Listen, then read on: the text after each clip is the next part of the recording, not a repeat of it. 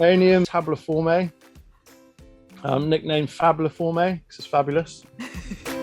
They're called cyclops. When we get to summer and the light levels get hotter, this will change colour to red, and it has this like green centre as it's going to dormancy, and it looks like the eye of the mythical beast. So this is the same plant. It's just when you feed them more, they offset. We went to the RHS, who originally wanted to call it Semponium, isn't it? Semponium, yeah. And then when they did more testing, they said, "You've done it, guys," or Dan. You can call it what you want. So it was Semponium was born. Are you going to show us some Semponiums? You want us to get our Semponiums out? I do. We've just got one more before we go Semponium. Just got one more. I like that Alan will sort of tell me off for not being patient enough. Alan, not famed for his patience. We cut a lot of this out, you know that. Yeah. Good things come to those who wait. So I don't know if you know what this is, and I've got a big one to show you. So this is Aloe. I thought you already showed that. This is Aloe polyphylla. Oh. And I did see it on one of your podcasts. People saying, "Oh, the climate's getting warm enough to grow this plant." Well, if you hold that down. Yes, Mark. Holding his I'll get my polyphylla. And by big one, this is by no means. It's not that big. It will get, I've seen bigger. 5 to 8 times this size. It's just we couldn't really carry it. And that polyphylla you've got there, polyphylla, it has that enormously fascinating scroll at a Catherine wheel. Oh. Yes, it's known as the spiral aloe or the many-leaved aloe. So it will grow with a spiral. Yeah. But this is a national plant of Lesotho, South Africa. It's actually hardy to -15. I'm going to tell you something. Well, we're actually doing an experiment with those. I think we've got 8 of them. Our biggest one is nearly as big as yours, Mark, but because you're a record breaker, so we can't aspire to that. But you're growing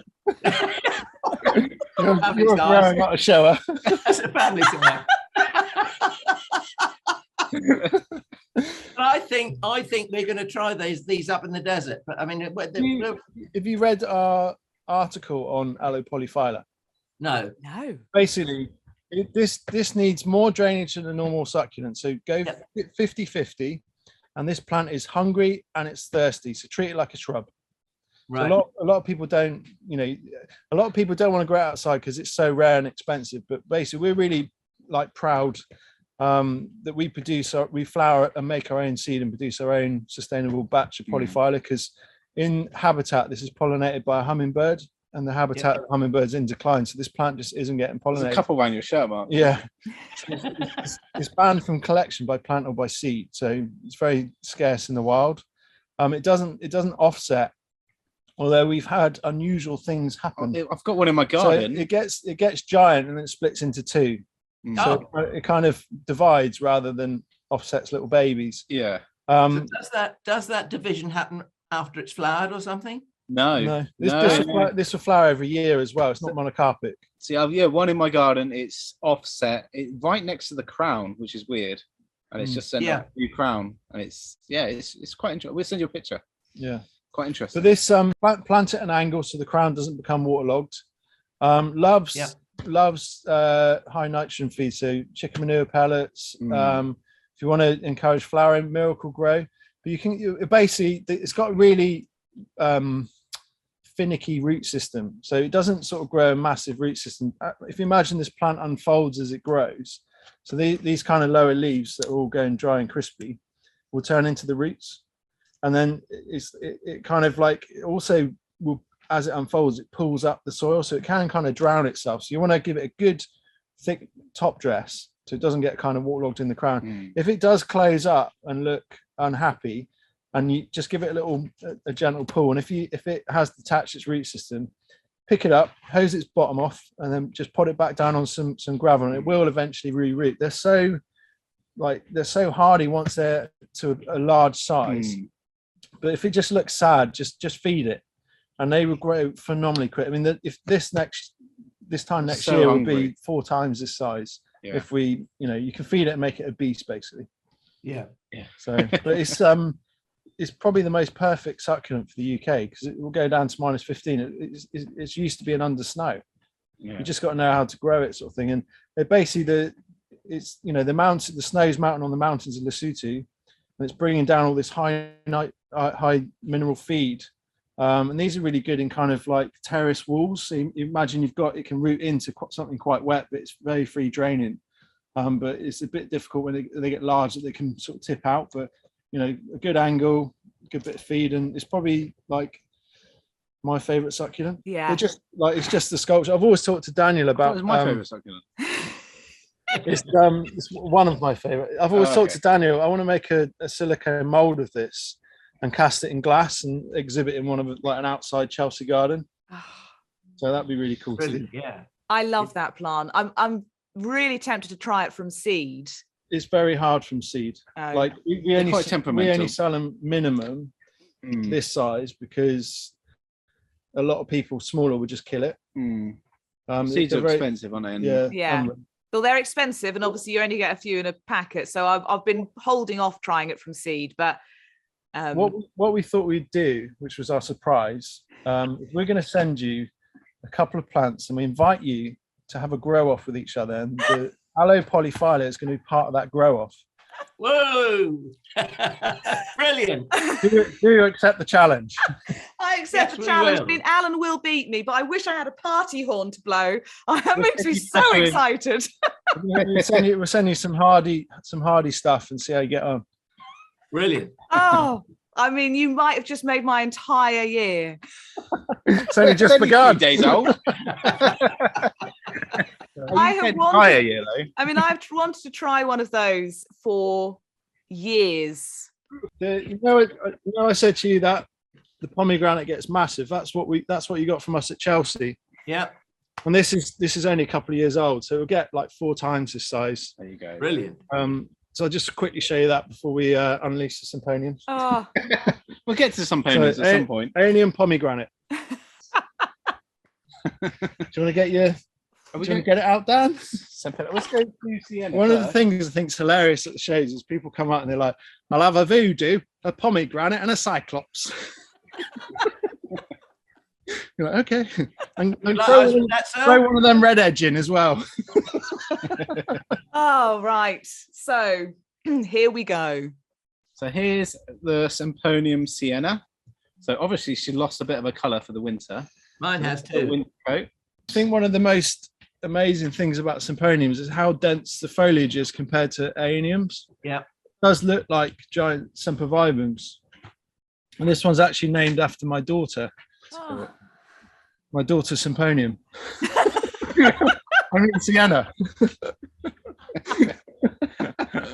Semponium's a middle name, obviously. Yeah.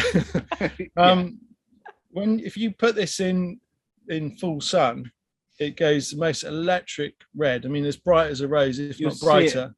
Chelsea this year, that'll it'll be popping. I mean, we because it was September, it's the end of the season, the colours started dropping out. But unlike Aeoniums, the Semponiums don't go dormant because Sempervivum's growing season is in the summer. And these guys just like we've had them in sort of 40, 45 degree tunnels. They just don't go dormant with heat or with light. Yeah, they grow all year round. So that's another kind of breakthrough. Yeah, it's a very special feature about them. I think the rosette as well. If you can get close to the middle of the rosette, it looks like our logo from our website, which is quite cool. Not advertising. Look at that. It really is. This kind of weird rosette. So we've not experienced Sienna flowering yet. Yes. Get the next one out.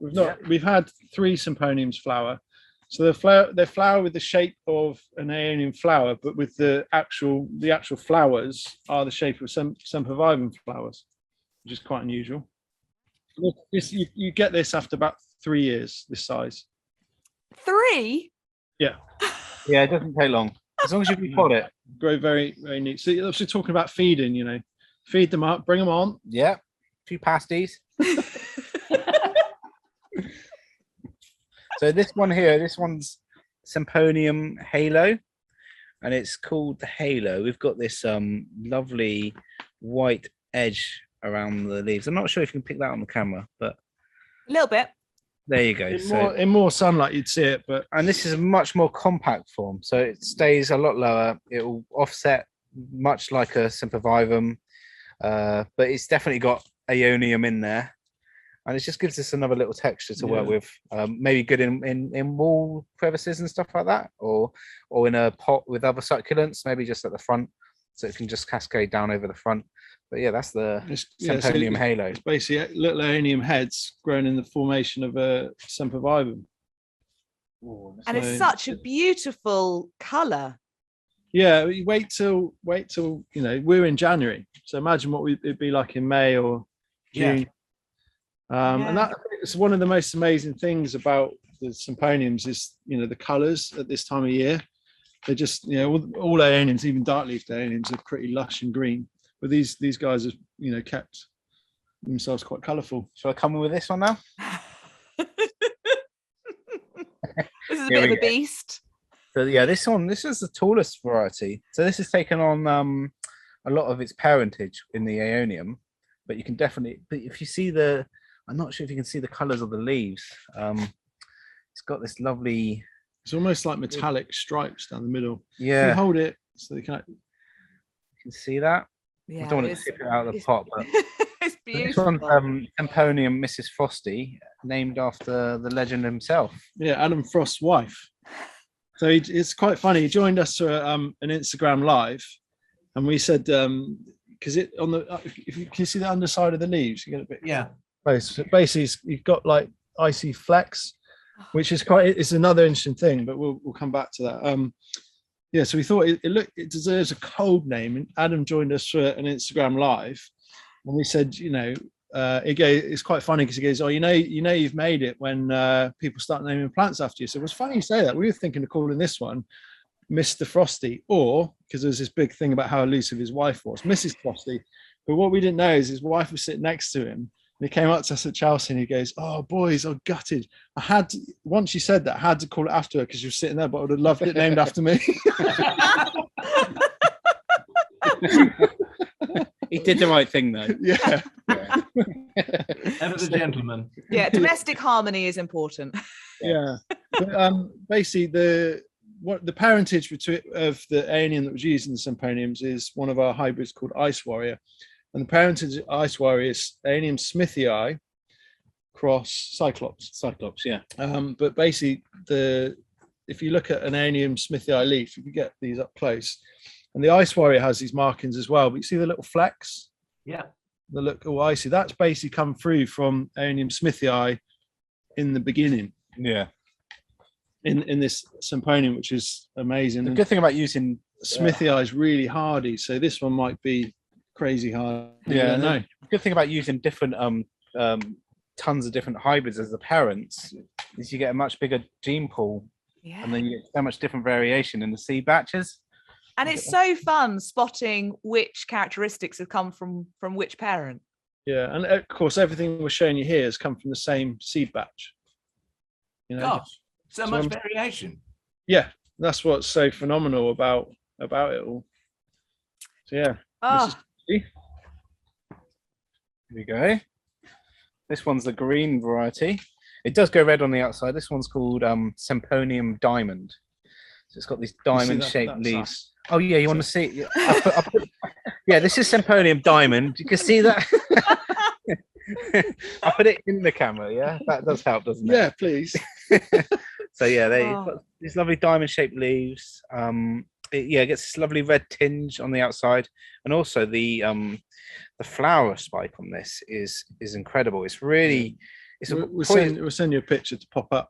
Probably the most robust flower out of any like Aeonium or Sempervivum. It's really solid. It's a really nice, interesting flower. This was the first Semponium that ever flowered. So, like, if you know what the shape of a Sempervivum flower looks like compared to an Aeonium, it's basically you've got the massive septors of flowers, but Sempervivum shape.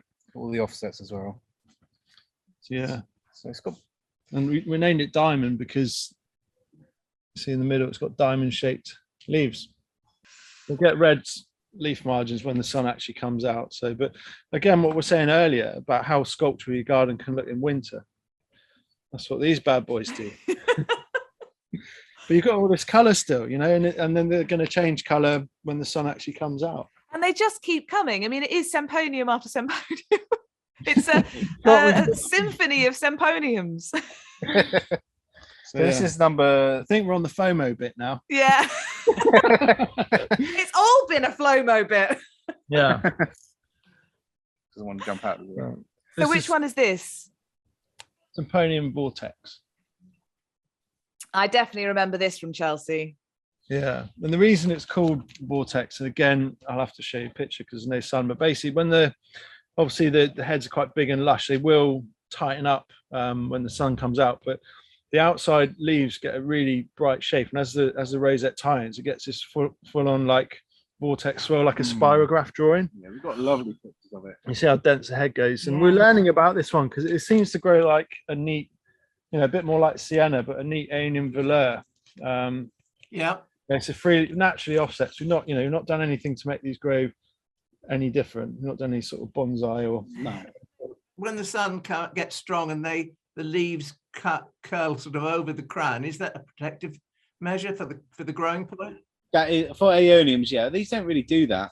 They might close up a little bit, but not as much as Aeoniums. It is, yeah. Yeah, they close up into like a rose cup kind of thing, and that protects them from the heat. That's to hold on as much moisture as they can, get through the summer, and then they'll start opening up again when the rains come in, because they're from the Canary Islands, Aeoniums. In their natural habitat, they don't really get summer. They get summer rains, but the rains run off, so they're not pulling it in. In the UK, the rains will kind of sit a bit more on the ground, so keeping them dry in the summer is really good, especially when they've gone into this dormant state. So, and then they wake up again in the autumn when it cools down and more rains come. So they're very clever plants. Say if you're keeping sort of Aeoniums outside in the UK, don't ever water them. Just let the rain do it, because you'll find if they, you know, when the heads close out and go dormant, people kill them with kindness because go, oh, it looked amazing in April and May, and now it looks very sad for itself. And they feed, they water more, and of course if the plant's dormant, you're just going to rot the root system. So you get stem rot, and you'll find that when it rains, the temperatures drop anyway, so it will bring it out of dormancy as well. So we just say, you know, it's one of the most easiest plants to look after. Just chuck in a pot, feed it in the spring and the autumn, and just leave it. Yeah, and once you learn the plants a bit more, you can move them around your garden. You can put them into shadier spots in the hotter weather, so they don't go dormant. But that's completely up to them to grow. Yeah. Vortex is a stunner. It's like a great big hummock of Semponium. It's actually a little story that Dan's going to deny, but I said to him, if he doesn't, because we had this one, he goes, I don't think it's that good. It looks very similar to this next one I'm going to show you. And I said to him, if you throw this away, I'm going to fall out with you. And then when the sun came out, when the sun came out and we saw the vortex swirling it was a keeper. It was a keeper. Are you going to deny that story? Or? I've denied it. Yeah. I was just winding you up. He says that now. So this is my favourite out of the batch. It's my favourite. My favourite Sienna, is named after my daughter. So this is Semponium Destiny, and it's got these weird veins running through the leaves. I'm not sure you can. Yeah. It's like a skeleton. No, there's no other Aeoniums with this kind of veiny leaf texture. That's what's really fascinating about this one. But also, can I draw your attention to the colour? Yes. At this time of year. Look at it. You know, and this goes, you know, as you know, we saw the Echeveria Ebony. It would go as dark as that. It would go really sort of, but that was dark, really green. black. And the centre stayed green. And they get twice the size of that as well. You're getting really, really big. What about hardiness? Hardiness, we're still testing the hardiness on them. So I haven't got one of these in my garden yet. I need to get one in there. I have. I sent one home last year. Oh, that's where it went. So we've got this is the whole thing about the Semponiums. We don't know how hardy they are. They're undergoing trialing globally because all of the Semponiums has been our first plants that we've released with PBR. So we're working with a Dutch company, Plantit, and they've sent some to like Japan, Canada, Germany, all around the world. They were quite interested, saying that the Sienna with the colour it goes is quite a good thing to do, like a garden design with Disney World for Mickey Mouse. Yeah. like draw a Mickey Mouse or thing. But basically, this is Destiny coming into flower. So you can see it goes berserk when it wants to flower. And we've got you have got offsets as well. So again, it's if you bang enough food into them, they're going to flower offset. It'd be quite interesting to it's hard to try and explain it, but they will be the shape of the Semponium. I've got a picture of it in flower. So what colour are the flowers when they actually open? On this one is yellow. It's like like an Aeonium sort of thing. Bright yellow. Yeah, and it's we were saying earlier about these being more compatible plants to go with Semponiums, but obviously there's so many more colours in the Semponium world that we can try and cross into to these. So it's like we're on the tip of the iceberg. Maybe we've got hardiness, maybe we haven't. Now we can start introducing more hardiness, more colour. We've bred another colour into Aeonium already, but we're saving that one. Yeah, that's not coming out. So exciting. A couple of years time. But yeah, they're just an amazing plant. If they're not hardy, then it doesn't matter. They're just as amazing as Semponium, as Aeoniums. They've got fantastic growth forms, and it set us on the journey to hardiness, isn't it? With them, so that's. I don't think you ever be hard, Dan. Sat next to someone like you, but in that shirt. And you launched Sienna at Chelsea. When are you launching all of your other Semponiums? 16th of April. 16th of April. And then Chelsea. And then Chelsea. So pre-launch. We can do a pre-launch at the nursery when we do our display thing. Not long to wait. We're fully committed, aren't we? Because we're so disorganized. We're trying to figure out whether we're just rubbish or if we bite off too much to chew. But it's weird when we go to shows, everyone thinks we're organized. They're like, oh, you boys are on it. Like, look, you've got it all. Like, I have to organise so much in the background. You won't believe. We've gone to shows. We've had like amazing specimen plants, and we've been buzzing. And we've talked about it all the way up in the van. Going, oh, I can't wait to put that. Where do you think we should put it on the stage? Then we get there, and we've left it at home. Oh, we can get a label for it. Yeah. Or we set a show garden up, and because we do laser etch labels, we make it even harder for us. So most people just hand write a label. So we've got these wooden laser etched labels. So we've gone and set the show garden up. We've gone, well, where's the label? We've lost the label. So we've had to unpack the show garden. Yeah. On the last day because we haven't got a blooming label. And then time's ticking. Oh, last minute job. You're definitely making life hard for yourself. Yeah, but it gives us that look, because that's the thing. It's like without sounding egotistical, I think when we do our show gardens, we do have that blend of like nice contemporary materials like corten steel and larch. We have some laser etching, and we try and do some very nice plants. Some really nice plants. We try and inspire people to we've got a raised bed, we've got a patio bowl, we've got a vertical garden. So we call them kind of like yarden designs. So you've got a small yard, you can have these or balcony garden. You can have the vertical gardens. It's going to take up 200 mil of your space, which is nothing. You can have all these 50 different succulents growing up a wall. It's probably going to be frost free because it's small and got walls, things like that. So we try and just inspire people, for all aspects like gardens, yardens, patio in our designs. There's another thing. If you don't have a garden, so we sell these on our website. So one of my students hand makes. One of my old students, hand makes these sort of one-off porcelain geometric pots, and then we fill them full of succulents. So even if you just live in a flat, you can still enjoy succulents.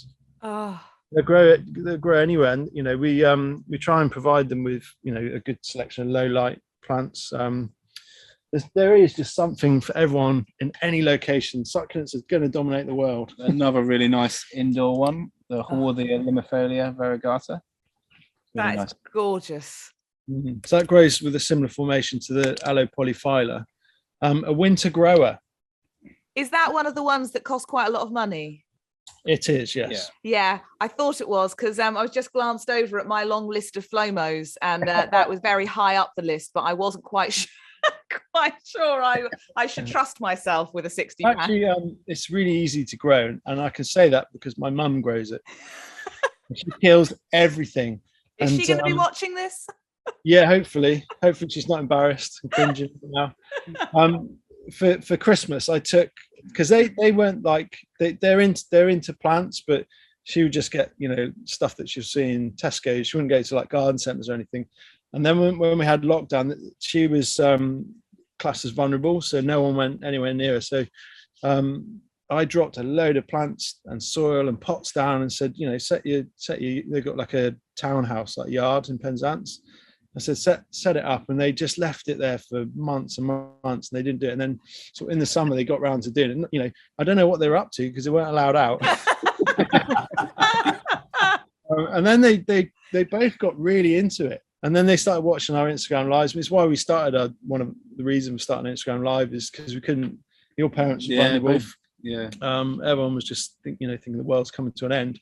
And we're like, I know, we'll show our mum some plants on Instagram live. And they got, they learned all the stuff, and it's good now. So I took them for their Christmas present. I did them a grow off competition. So I took them a whole range of Haworthias, and they've done well. Yeah, the Variegata limifolia she's got in her kitchen, so it gets really damp when she's making a Sunday roast, and it's got hardly any light because it's at the back of the house, and doesn't get its curtain and God knows what aspect face it is. Basically, gets very little light, but it's thriving for it. It's offset. She's flowered it, and another really funny thing about Haworthia is they have flower spikes about 3 foot high with tiny flowers at about 5 millimeters across, because they live in very arid conditions, so they don't want to get eaten for their moisture. So they look like rocks, so they don't get eaten in habitat sort of thing. You can get some that are translucent, known as crystal or window plants. So the actual tips of the leaves are completely see-through. So the rest of the plant's under the ground, and then they've got these translucent bits that lets the light in. It's fun, isn't it? You have a plant about yay big, and the roots are literally like 5 or 6 parsnips. They are massive. I think you guys are right. I think succulents are going to take over the world. I suppose they already have started with all of the kind of younger people who don't necessarily have gardens or who are renting, wanting to grow, and they're so Instagrammable. And so that whole trend has been growing for years. But I think with you guys and your breeding, it's just going to get more and more exciting. I'll tell you what, Thordis, I can't wait to know what these guys are going to want in their FLOMO, because they've got the world, they're taking it over, for goodness sake. I know. I mean, I think I know what we want in our FLOMO, which is basically every single thing you've shown us. If you don't know what FLOMO is, by the way, if you're watching or listening for the first time, it's how I live my life. I think it's how Alan lives his life as well, even though he's got 32 acres. It's just that fear of missing out you get about a flower or a foliage plant that you haven't got and you desperately want in your life. I came to this podcast with like basically a whole page of things I'd written just from looking at your website and your Instagram. Mine's bigger than yours. And I haven't even been writing stuff down during the podcast. I'll do that later. But before we even started with this, from Chelsea last year, the Echeveria rainbow that you had on your display was astonishing. That was beautiful. The Haworthia you just showed us. Maybe I will stretch to £60 if it's hard to kill. Who knows? Aeonium Pomegranate you showed us. That is a stunner. Phoenix Flame, the tabuliform cross nobile, I'd already written that down. I mean, just so many plants on my FLOMO list. You guys are just so inspiring. So I will see which of those I want to actually add to my tiny garden. Where are you at with your FLOMO, Dan and Mark? Because you've got everything. Yeah, so I've got something that... I'm going backwards now. Yeah, the whole episode's FLOMO, but basically it's not really a succulent, but it kind of like gets classed as a succulent or an air plant. So I've got bulb. I tried to get these on our website. I tried to get hold of them for years. So this is Oxalis palmifrons. Yes. Basically, we haven't been on holiday for ages because we're not allowed. So this is like, it reminds you of looking down on little palm trees. But one of the most astonishing thing about this is it's a winter grower. So it's a bulb. It will completely disappear in the summer. I like to use these in between sedums. So also you'll get your sedums that will come out in the summer. they'll die back, and then these guys will come up for the winter, but they're hardy to -15. You know, so it's not a massive plant. It can take 10 years to get to 2 foot across. It does have this little kind of little flower, but White flower on them, yeah. that's going to be one of my FOMO plants, because I managed to get 100 bulbs, and we've got a mouse that lives at our nursery that's got rather expensive taste, and yet about 70 of them over one night. It's a nightmare. Which made them even harder to get hold of. But yeah, Oxalis palmifrons. I think I've seen that on Mike Clifford's Instagram and had a lot of FLOMO about that as well. It is such a stunner.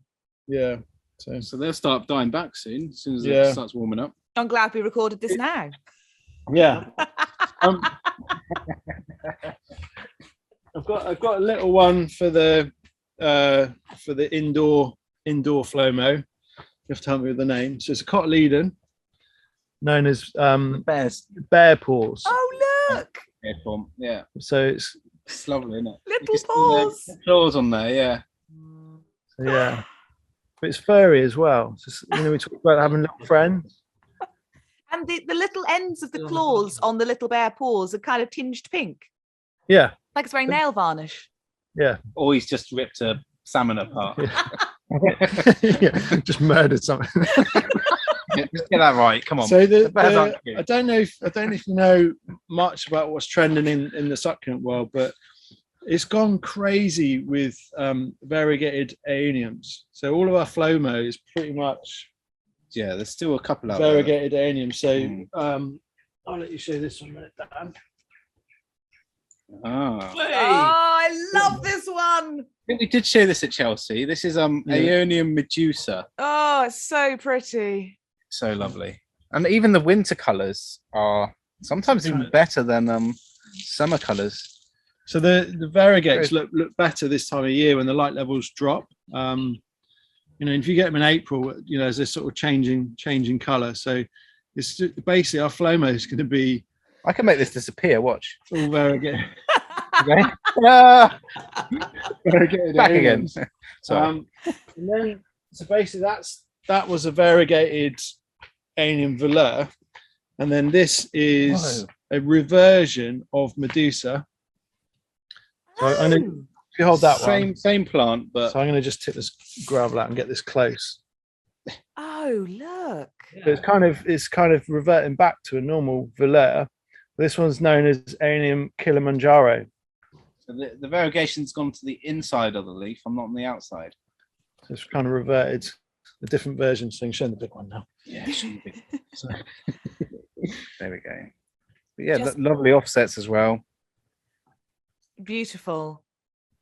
Like a kind of really low contrast striping. Yeah, Yeah. And it shows a lot more in the winter time, like this time of year. and this one, it looks very similar to Medusa, but when we get more light, and I'll have to send you a picture to show how good this one can get. But this is Aeonium Maya, and it's got more kind of striking tips on the inside. We put this on the website and it just vaporized instantly.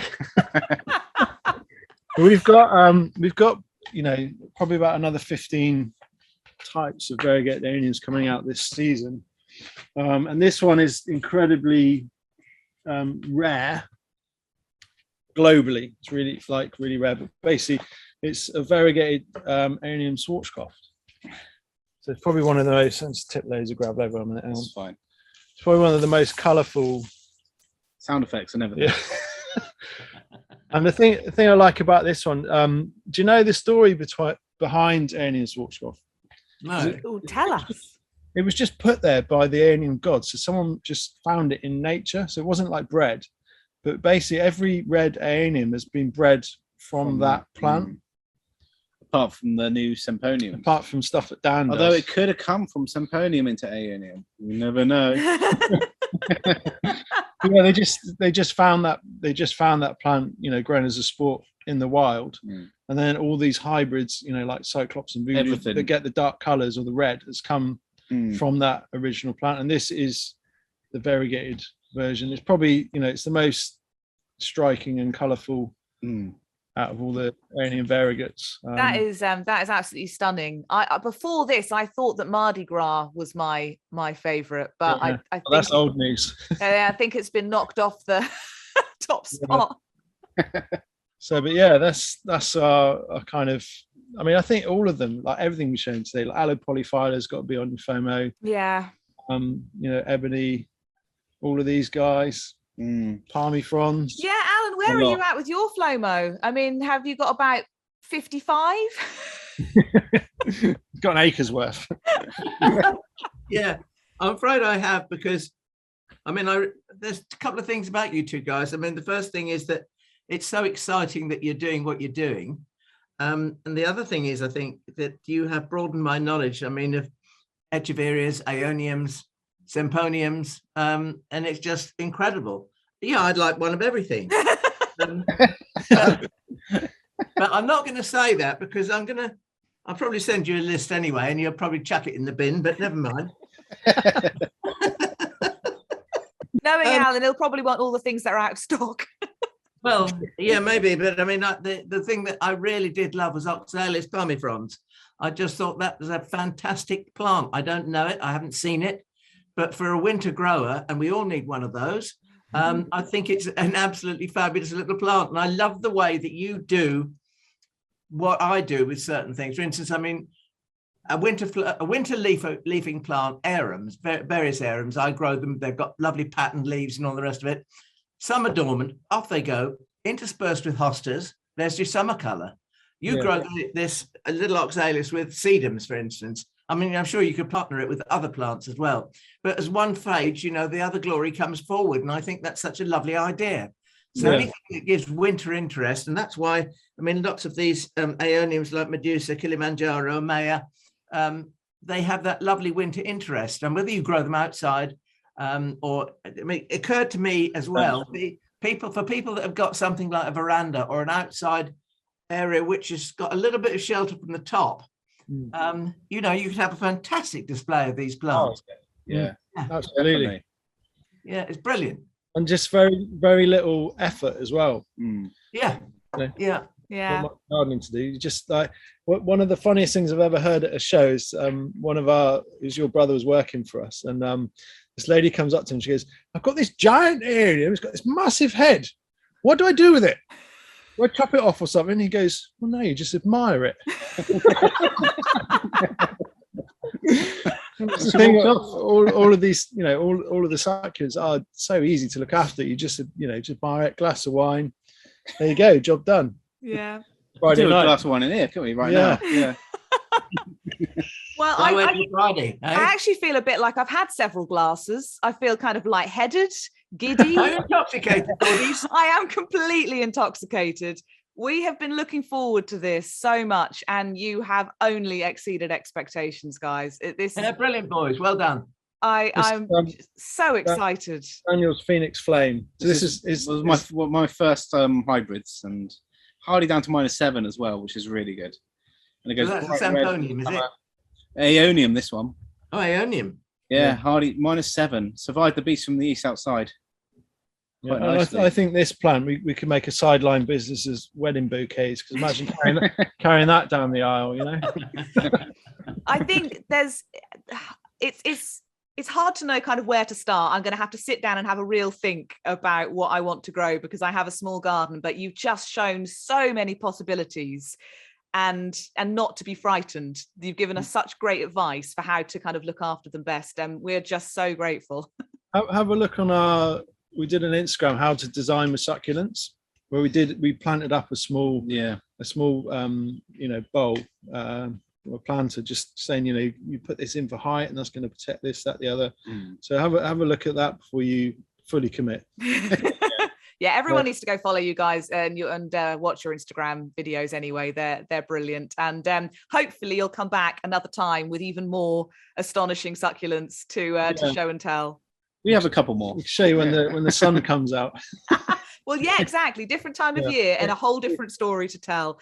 So, sweating.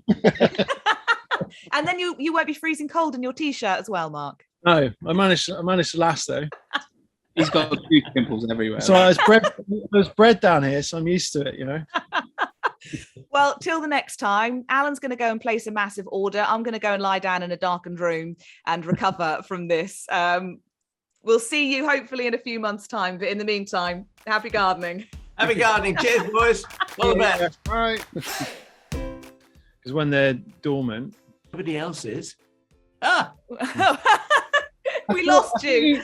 You sat like this for ages. we were just engrossed in what we were saying. Yeah. It's like that. It's like, you like really interested, really listening. Oh dear. Whoa. that nearly went. Did Aeonium Pomegranate nearly take the laptop out? It did, yes. Yeah. Succulents grow. Oh dear. I was waiting for that. Stems. How about that? Look at that. That is. A big girthy stem. Look at that. Gonna do it again.